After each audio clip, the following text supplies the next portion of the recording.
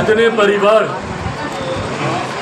इस हादसे का शिकार हुए हैं, उनकी पीड़ा का अंदाज़ा तक लगाना शायद किसी के लिए मुमकिन नहीं है। छोटे छोटे बच्चों को खोया, अपनों को खोया, किसी ने माँ को खोया, किसी ने दादी को खोया, किसी ने परिवार के एकमात्र कमाने खिलाने वाले को खोया। एक एक कर कर हर परिवार के सदस्य से हम मुलाकात कर आ रहे हैं।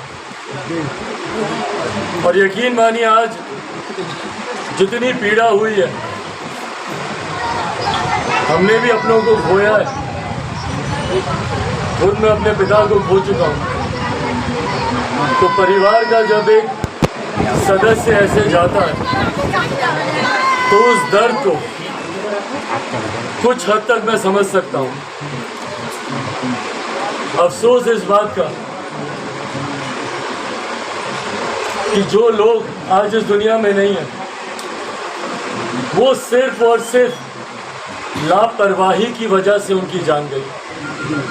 ये कोई हादसा नहीं, कोई घटना नहीं, सिर्फ प्रशासनिक लापरवाही है। स्थानीय लोगों ने मुझे बताया कि संभवतः हर साल ऐसी घटना यहाँ पर घटती है। 2001-2 के आसपास भी एक बड़ी घटना ऐसी यहाँ पर घटी, ये भी जानकारी मुझे दी। और कोई साल ऐसा नहीं जब कोई ना कोई डूब कर यहाँ पे ना मरता। दुख मुझे इस बात का होता है, मैं भले एक नेता हूँ या किसी राजनीतिक दल से संबंध रखता हूँ, पर आज मैं सिर्फ आपका भाई बेटा बनकर यहाँ पर आया। मेरे हाथ में होता तो यकीन मानिए मैं तत्काल प्रभाव से अपने खड़े खड़े, जब तक यहाँ पे पुल का निर्माण नहीं होता, मैं आप ही लोगों के साथ यहाँ पर रहता, आप ही लोगों के साथ यहाँ पर सोता। पर ये चीज़ें मेरे हाथ में होती तो मैं इसको तत्काल प्रभाव से करता। मैं जो लड़ाई लड़ रहा हूँ, और ये हम सब के लिए जानना ज़रूरी है, बिहार को एक विकसित राज्य बनाने की जो लड़ाई मैं लड़ रहा हूँ, उसमें इन्हीं मांगों को मैं उठाता हूँ। ये बात तो अभी बात की है कि भैया इसके ऊपर पुल बना क्यों नहीं बना। पहली बात तो ये कि लगभग 2000 की आबादी वाले इस गांव में बड़ा विद्यालय क्यों नहीं है। पहला सवाल तो यही बुनियादी होना चाहिए कि क्यों हमारे बच्चों को उस तरफ जाना पड़ रहा है पढ़ाई के लिए, क्यों हमारे घर की महिलाओं को महज राशन लाने के लिए, क्यों यहाँ पे डीलर शॉप्स नहीं है। पहला तो बुनियादी सवाल यही बनता है यहाँ पर, और यही उदासीनता दिखाता है इन सरकारों की। मैं इसको राजनीतिक विषय नहीं बनाना चाहता, पर आक्रोश जितना आप लोगों के भीतर है, उतना ही आक्रोश मेरे भीतर भी है। मेरी भी लड़ाई इसी बात की है। अगर मैं सत्ता का लोभी होता, सत्ता का सुख मुझे भोगना होता, इन लोगों के साथ मैं भी हाथ से हाथ मिलाकर सत्ता की मलाई अभी खा रहा हूँ।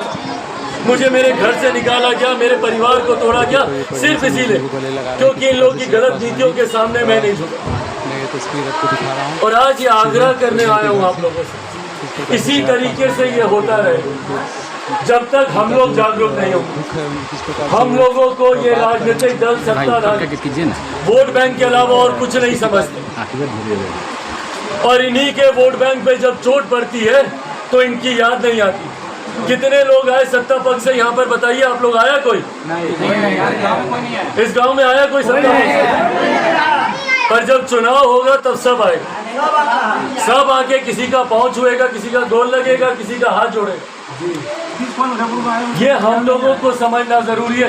क्या मुख्यमंत्री उस दिन यहाँ बगल में नहीं थे? मुजफ्फरपुर में थे, मुजफ्फरपुर में मेडिकल में। क्या बोले? छूटते ही बोलते हैं कि अरे हम बोल दिए हैं डीएम को, देख रहा है। ये जिम्मेदारी है आपकी। भगवान न करे पर उनके परिवार का कोई बच्चा जाता तो क्या तब भी मुख्यमंत्री यही बोलते कि डीएम देख रहा है? तो अपने चल जाते। उनके एक सचिव अभी अस्पताल में भर्ती हैं, भागे भागे गए उनको देखने, वो भी पटना के 5 स्टार अस्पताल में, वहाँ पर उनको देखने गए। यहाँ पर हम लोग का बच्चा जिए मरे इन लोगों को कोई फर्क नहीं पड़ता। मैं ये बातें सिर्फ आप लोग के साथ इसलिए कर रहा हूँ और मैं कोई अपनी जिम्मेदारियों से यहाँ पे पल्ला नहीं झाड़ूंगा। मैं अपनी हर सांस पूरी ताकत पूरा दम लगा दूंगा, किसी भी तरीके से यहाँ पे पुल बनवा के रहूंगा, ये मैं आप लोगों से बात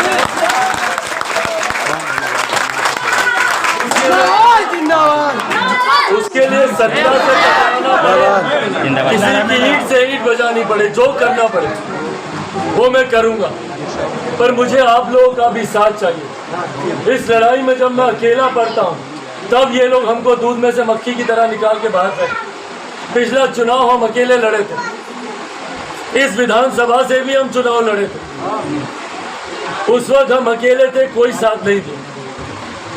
और यही कारण है कि हमको सिर्फ एक जात में बांध देगा, उसमें बांध देगा। भाई हम बिहार फर्स्ट, बिहारी फर्स्ट की बात करते हैं।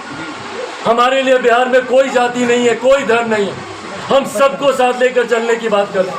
और विकसित बिहार बनेगा ही तब जब हम सब साथ में चलेंगे। आज बताइए, हर परिवार ने अपना सदस्य खोया, क्या चौपाल, क्या यादव, क्या मुसलमान, कोई जाति नहीं रही, कोई धर्म नहीं रही।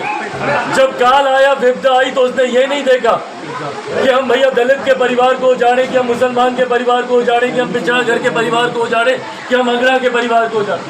सबको काल साथ में लेकर, पर चुनाव आता है, हम लोग इसमें बन जाते हैं। हम अपनी तरफ से हम पूरा प्रयास ही नहीं, ये एक ऐसा विषय है जो हम अपने साथ बांध कर जा रहे हैं। न सिर्फ यहाँ पर जल्द से जल्द पुल का निर्माण होगा, बल्कि यहाँ पर राशन की भी दुकान आएगी और एक बड़ा विद्यालय भी हम लोग यहाँ अपने गांव में खुलवाएंगे। इसके लिए हम हर संभव प्रयास करें। बस जरूरत है हमको आप सबके साथ। हम लोग का साथ है। आप लोगों ने इतनी दुख की घड़ी में भी जो विश्वास मुझ पर दिखाया, आप लोग अपने गम को भूलकर हमारे साथ आप लोग रहे, अपने गम को भूलकर हमारे साथ आप लोग रहे। और हम हर परिवार से मिलेंगे भाई, जाने से पहले नदी पार वाले परिवार से भी हम मिलते जाए। हम किसी परिवार को हम नहीं छोड़े। हम यहाँ पर बोले हम कि भाई हम परिवार का बन के आए, कोई राजनीति करने नहीं आए और अपनी जिम्मेदारी को निभाने आए। एक जनप्रतिनिधि होने के नाते वो विषय अलग है कि राज्य सरकार का विषय है, किसका विषय, और एक जनप्रतिनिधि होने के नाते तो हमारी जिम्मेदारी उसको भी हम निभाएंगे। यहाँ के जनप्रतिनिधियों को बहुत पहले ही अपनी जिम्मेदारी को निभा देना चाहिए, और निभा दी गई होती तो संभवतः आज ये हादसा नहीं होता। अभी सीएस से भी हम बात की, कई परिवार के लोग बहुत ही बुरे हालात में, खास तौर पे जिन माओं ने अपने बच्चों को खोया, सीएस से भी अभी हम बात किए। पिछले 2 दिन से यहाँ पे मेडिकल की टीम होनी चाहिए थी, हमको नहीं पता क्यों नहीं। और सीएस को भी हम बोले कि मेडिकल टीम यहाँ पर 24 घंटे उपलब्ध कराए, ताकि जो भी ऐसी परिस्थिति परिवार के सदस्यों के साथ स्वाभाविक है, गम का समय है, लोग एकदम बेसुध है यहाँ, ताकि उनका भी देख रेख करें। हम बस इतना ही बोलेंगे कि हम पूरी मेहनत से, ईमानदारी से लगे। हमको कभी भी आप लोग नेता मत समझिएगा, अपना बेटा समझकर, अपना भाई समझकर, अपना दोस्त समझ, पूरे हक अधिकार से हमसे बात कीजिएगा। एक एक घर जाएंगे, जहाँ जहाँ आप कहेंगे हम जाएंगे।